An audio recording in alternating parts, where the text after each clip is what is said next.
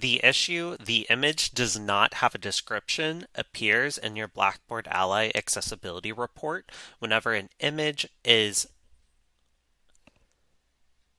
been uploaded directly into a Blackboard content area, such as a document, assignment description, or discussion board, and does not have alternative text. To fix this issue, select the image, enter a brief description for the image, or indicate that the image is decorative if it is not necessary for the student to complete a task and is purely there for decorative reasons.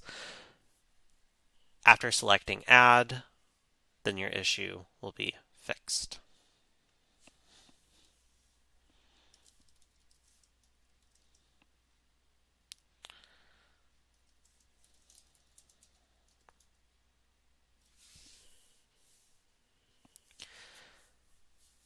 Add the alternative text into the image description or indicate that the image is decorative if the image is there purely for decoration reasons and not necessarily for understanding the content of the document. Click Add, and the issue will be fixed.